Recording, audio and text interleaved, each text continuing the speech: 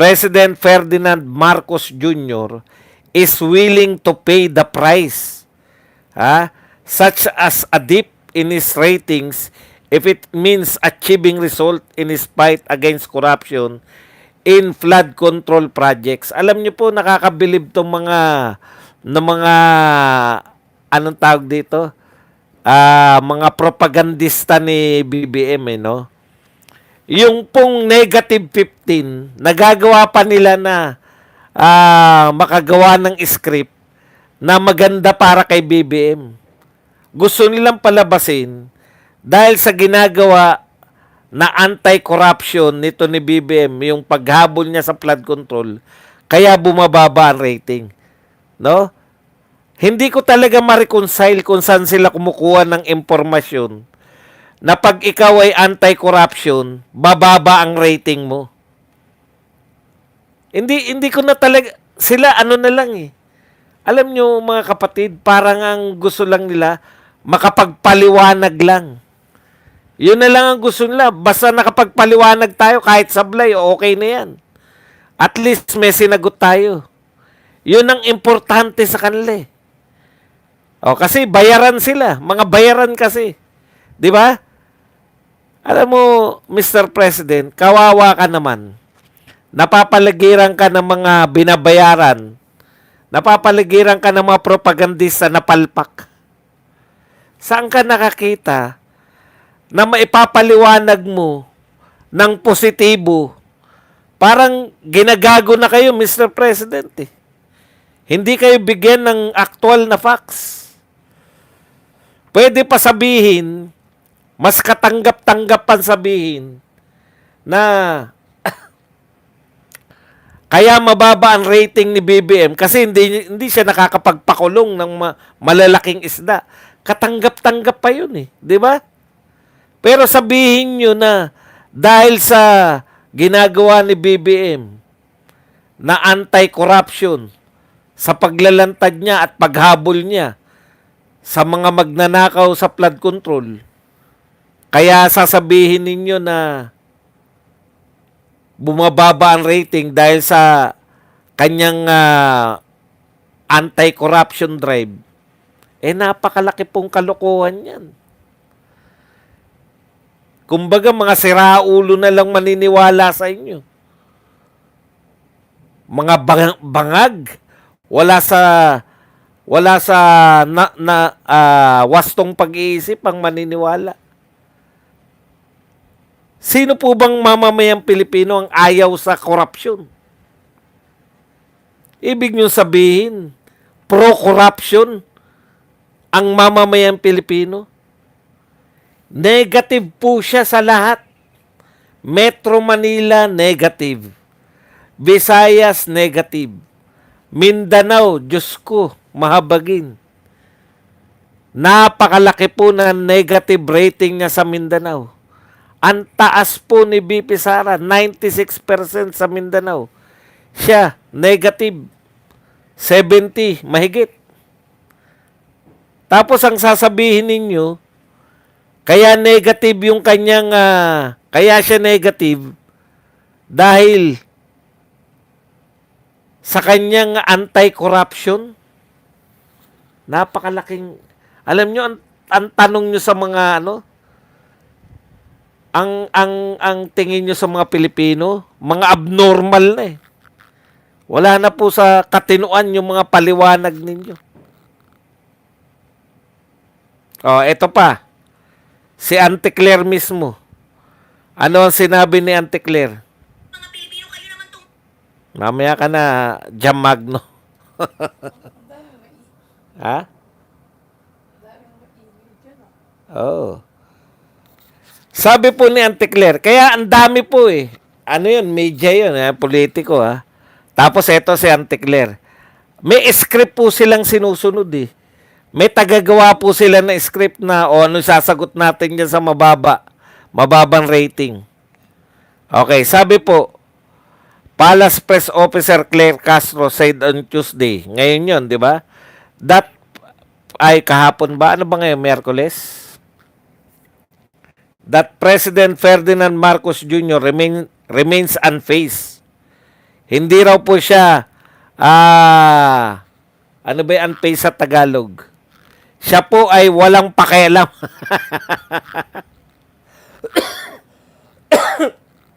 By recent survey results showing decline in his approval ratings. If this were due to his order to investigate those involved in anomalous flood control projects. Tignan nyo na. Oh. Okay lang daw na bumaba rating niya kung ito ay dahil sa kanyang utos na imbestigahan yung mga anomalous flood control project. Kaya raw nagne-negative. Eto pa, pakinggan nyo pa. The President will not be bothered. Hindi siya, anong tawag doon sa bothered, mahal? Matitinag. Hindi siya, mag-aalala. Hindi niya ipag-aalala yung pagbaba ng kanya ratings because what he did was the right decision. Yan. Hindi siya nababahala. Yan, mas maganda. Even if it may not be a popular decision, as many people and politicians will be affected. Ang paliwanag po nila, mga kapatid, hindi popular na desisyon yung paghabol niya sa mga magnanakaw. Yung pagpapaimbestiga niya sa flood control ay hindi raw popular na desisyon. Sino may sabi, Mr. President? 99% ng mga Pilipino ayaw ng korupsyon. Paano mo sasabihin hindi popular? 99%, yung 1%, diyan hindi popular ang anti-corruption. Dahil yung 1% na yan yung 1% na baka nga wala pang 1% yan eh. Ilan lang ba yung congressman? Ilan lang ba yung senador? Ilan lang ba yung wala pa kayong 1,000 mga magnanakaw sa gobyerno eh. Wala pa nga 1% yan. 99% ang gusto ng anti-corruption. 99% ayaw ng magnanakaw. Kaya hindi nyo po pwedeng sabihin na hindi popular yung paglaban sa pagnanakaw. Katarantaduhan yan. Ibig nyo, kahit sino po tanungin nyo. Huwag na kayong mag-aksaya na magbabayad pa ng survey. Kayo na mismo magtanong. Tanungin nyo kapitbahay nyo, gusto nyo bang nagnanakaw yung mga tao sa gobyerno? Siyempre, ayaw ng lahat yan. Tapos yung gobyerno, ayon sa inyo, ay nagtatrabaho laban sa mga magnanakaw, kaya negative ang kanyang rating. Napakalaki pong kalokohan. Wala na kayong maikatwiran. Sinisimulan nyo yung bagong taon sa pambubudol. No? Alam nyo po kung sino lang po makakapangatwiran yan? Kabaliktaran po yan eh. Yung sinasabi nyo, kabaliktaran ng realidad.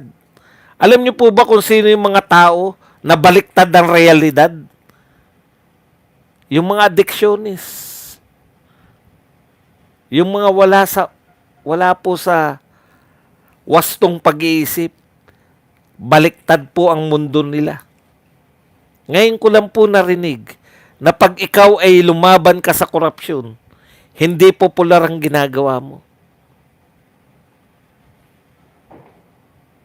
Huwag na po tayong politika muna.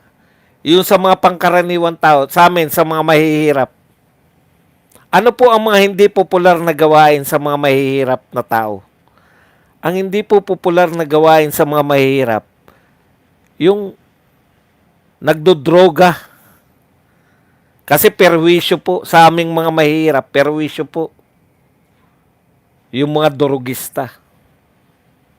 Ano pa po? Yung mga magnanakaw. Ano po ang hindi popular sa amin? Yung mga magnanakaw. Biruin mo, mahirap ka na. Akyat bahay pa yung mabibiktima ka pa ng akyat bahay. Isa na lang nga yung medyo mamahali mong gamit, cellphone. Nanakawan ka pa na akyat bahay. Yan ang mga hindi popular na gawain sa aming mga mahirap. Pero kung lalabanan mo yung pagnanakaw, oh, kaya madali lang po intindihin eh. Kung bakit bumababa ang rating eh. Ano ang ayaw ng tao?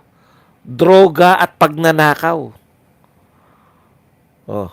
Ngayon, tanong natin, bakit bumababa ang rating ni BBM? Hindi dahil lumalaban siya sa... Oh.